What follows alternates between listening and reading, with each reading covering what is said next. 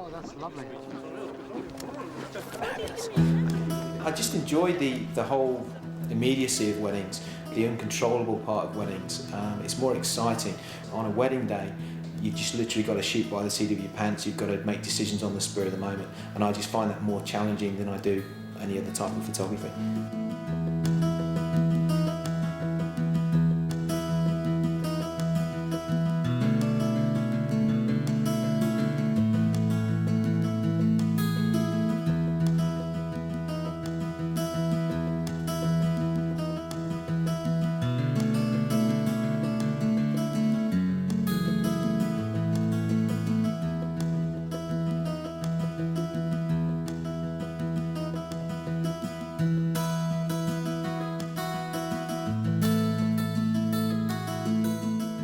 I came into weddings around about 1989. My parents had a high street business. They did portraits and weddings. I was sort of sent out to do the weddings from quite an early age. Found out I actually enjoyed it. And basically I started off doing traditional work, doing lots of portraits, doing lots of traditional posed wedding photographs. And after a while I found that I didn't really like that style of doing things, and I basically moved on and tried to do much more of a journalistic approach to the wedding. This is sort of 13, 14 years ago now, which worked quite well for me.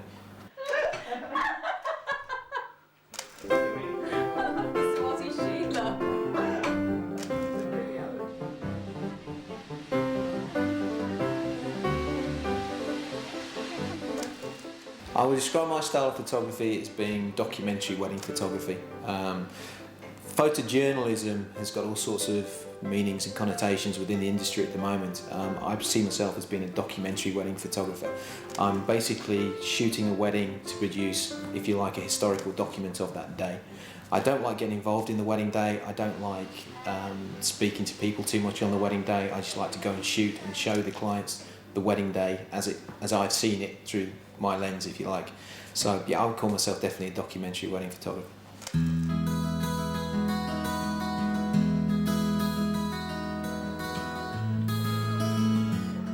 I use Leica rangefinder cameras very simply because the Leica camera is, well, it's almost historically ingrained on the photographic world.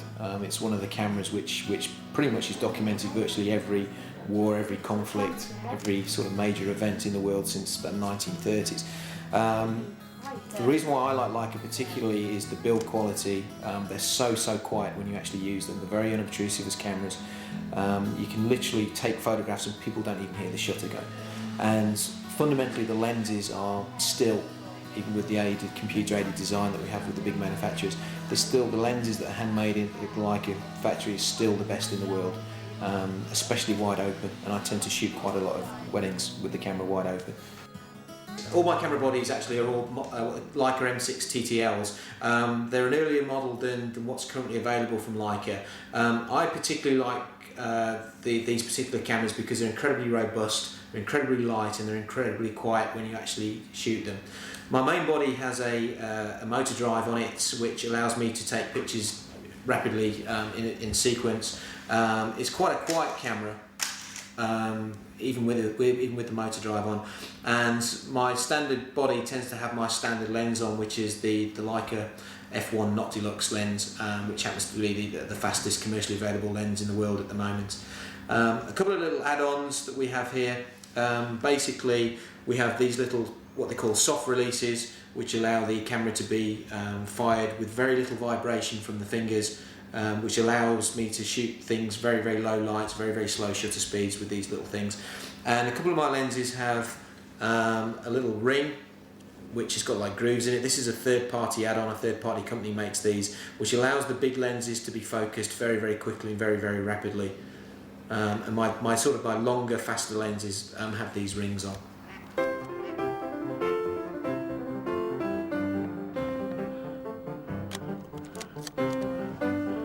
My biggest influence is a guy in Australia called David Oliver. He was the first photographer that really showed me that you can actually shoot a wedding as a documentary and produce pictures which are completely timeless which will still be current in 20, 30 years' time. His photography was totally devoid of any sort of fashion or style. It was just completely just a documentary of the wedding day. He was pretty much a big influence, you know, in my career, certainly in the late 90s. Other photographers influenced me as well. I'm not so much into wedding photographers as such. I'm a great fan of people like Cartier-Bresson, Salgado, Elliot Erwitt, Gary Winogrand, people like that really influence me. Their photographs are really about life, and that's what I'm hopefully trying to do with regards to wedding photography, document the life of the wedding.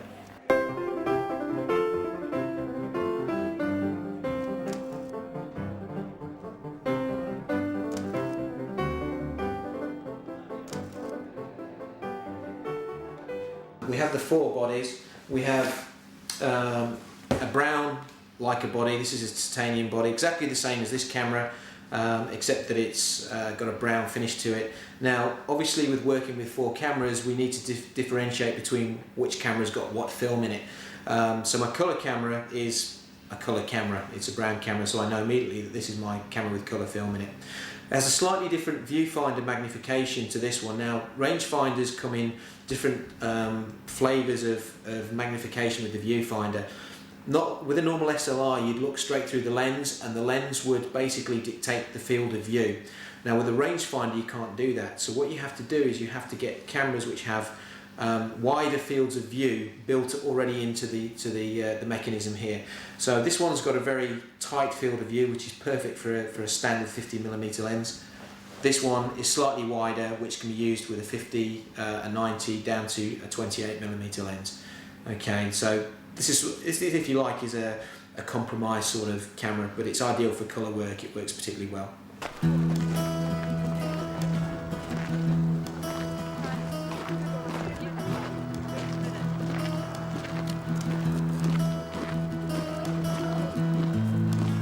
I know you did. You were adamant. Getting Andy in first.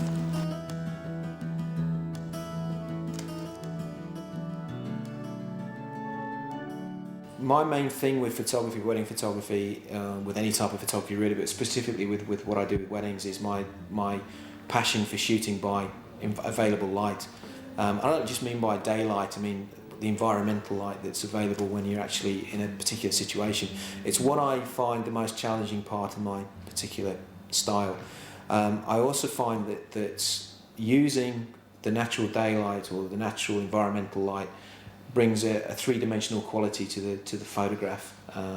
It's basically as your eye would see it, but it just gives a lift that you don't get with artificial lighting, like on-camera flash or something like that. So for me, available light is really what I enjoy working with. I can see it very well. I can see light direction and quality and so on very quickly, and it's something which I enjoy working with. And obviously, going back to the rangefinder cameras are very much suited to that type of work as opposed to artificial flash photography.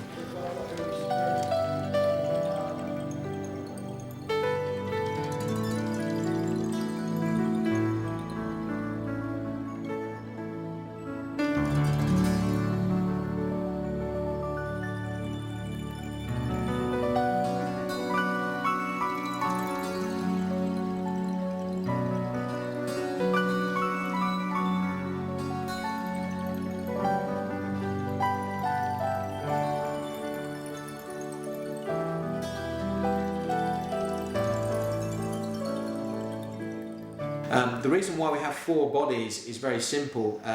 Changing film on a Leica is not the quickest thing in the world to do. It's probably its only disadvantage as a camera, really. And when you're in the heat of shooting a wedding, you could easily run out of film and then have to spend 30 seconds, 40 seconds changing film.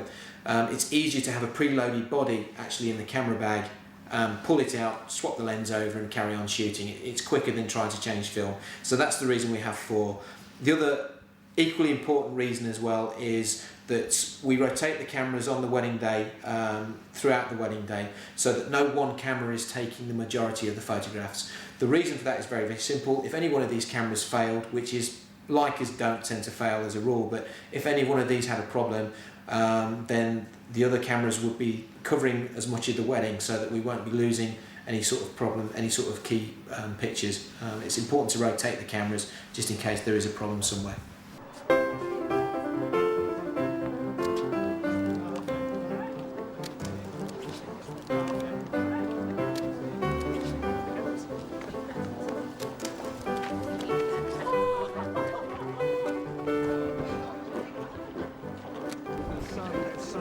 Oh, that's lovely.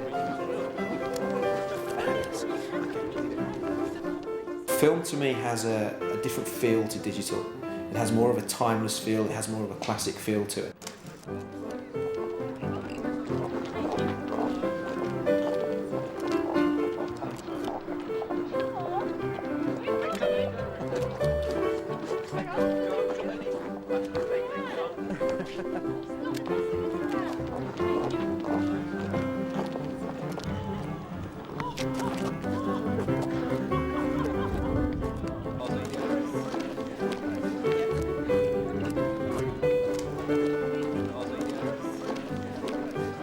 When you print a black and white negative on black and white paper, in black and white chemicals, it is totally different in feel to a digital picture which has been converted to black and white and then printed on an inkjet or a laboratory. And film for me still has that sort of quality about it. I also think the latitude of film is greater as well. A lot of the time I tend to shoot a little bit by the seat of my pants, and if I haven't, if the lighting's a little bit dodgy, usually film will come through, whereas digital might have a little bit of a problem there. This is at Bride's home. As I walked into the bedroom, she'd literally left the flowers on the bed along with the dress. I've shot the flowers, gone around and just made a picture, if you like, with the pink roses, with the bedstead and everything in there. The clients like these sort of detailed things. Then we just got a sequence of pictures of the bride just having her dress done up, so we have a bridesmaid.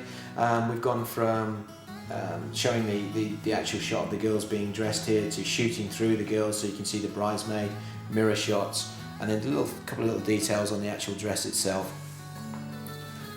And then we had them finishing off, lots of girly moments with the cameras and the champagne, chief bridesmaid, little kids and so on. And then a mum comes upstairs and we've got the tears and this sort of thing as well. It's all very much part of the day for them, and it takes them back to what actually happened on the day. Then we have the bride coming down the stairs, followed by her bridesmaids. Again, it's important with my photography. I love to have lines going through my photography, and the banisters and so on actually sort of give depth to the actual photographs themselves. Then we have them departing, then off to church. We put the album together here. We do everything. We design the album, we shoot the pictures, we design the album, we put the album together for the clients. Our clients don't have any input into the actual design of the album. Obviously they can choose which album they want and which cover and which page design and so on, but basically we decide on which pictures go where and in what order and so on and so forth. I prefer to have total control over this because I've seen the wedding a particular way and I like to show that particular way I've seen it actually within the pages of the wedding album. So when the clients see the wedding album for the first time, they've seen their wedding through a third party's eyes, through my eyes, and to me that's very important. The benefits to the clients, a lot of our clients are very busy people. They don't want to be hassled with having to choose from hundreds and hundreds of proofs what's actually going to go into their wedding album. They like the fact that they can just pick the wedding album up and go and have their photographs done and dusted. We also find as well that if you present photographs to a client who in a lot of cases perhaps hasn't a huge experience of photography. I mean, some of our clients have, but in certain cases they haven't got a huge experience of photography. You're then asking them to make a decision, sometimes an artistic decision, on photographs that will end up in their wedding album.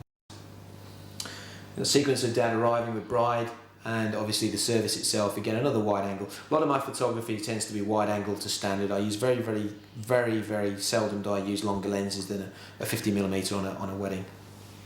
In the past, what we found is if the clients have been left to choose their own pictures to go in the wedding album, we found that the wedding itself, when it's put together, becomes very fragmented. We find that a lot of the pictures which I think are quite important to the wedding day, and I honestly think the clients would think are quite important to the wedding day, sort of a year down the road, or 2 years down, or even 20 years down the road. If those pictures are missing, then I just feel that the clients haven't got what their actual wedding day was about. Some shots of them departing in the car, standard sort of record photographs really, but they link the church to the reception. Okay, and these are shots that perhaps clients would miss out, but then you'd have a jump from the church straight through to the reception, you'd have no continuity, so that's the reason why they're in there.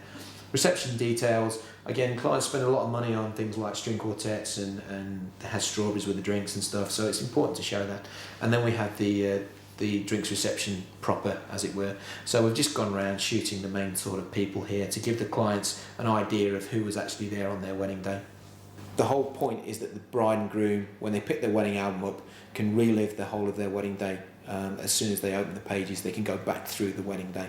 And what they miss is incredible. What they actually don't see on their wedding day, yet see when they see their wedding album, is just incredible sometimes. A lot of the comments that we get here is, oh, we didn't even know that was being taken. You know, and when we see the picture, it's fantastic. And we didn't see that happening. I was doing something else, and it's fantastic you've been able to capture that because we can now see our wedding day through our own eyes.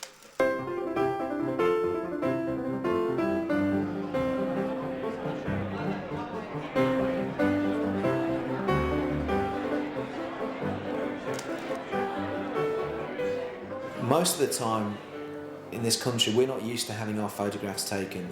We have like school photographs when we're at school until we're probably about 10 or 11 years old, and then really unless your parents take you to a professional portrait studio, you don't have your pictures taken then until literally you have your wedding day. And this brings up a problem with clients in as much that a lot of them don't like having photographs taken. So the style and the trend in the UK has been much towards, if you like, photojournalistic style photography.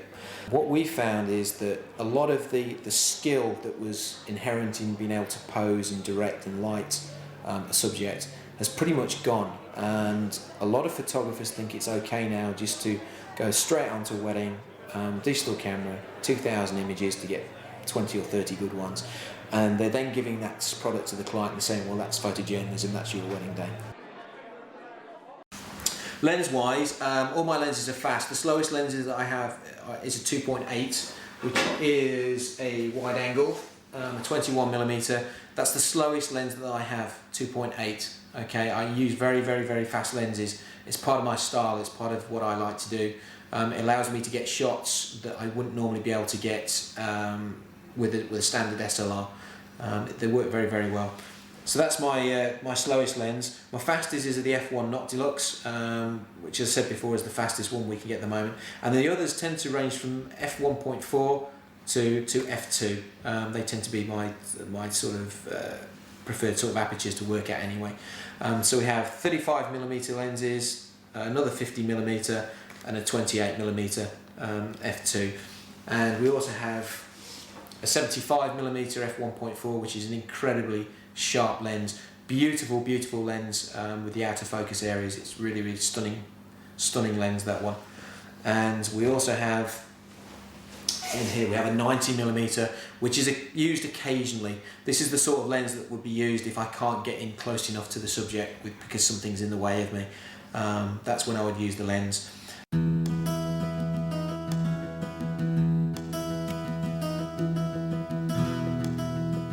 It's been said loads and loads and loads of time, the only thing that you have after the wedding day is your wedding photographs. Everything else is gone. And in 20 years' time, when you're showing your kids when they're looking at getting married, and you get your wedding album out to show your kids, your photographs are what you will have to remember your wedding day by, even then. And when you're showing your grandkids, your wedding day will still be in that album, and it will still be the thing that you show your grandkids as your wedding day. Now, you can't put a price on that. That's something you can't put a price on.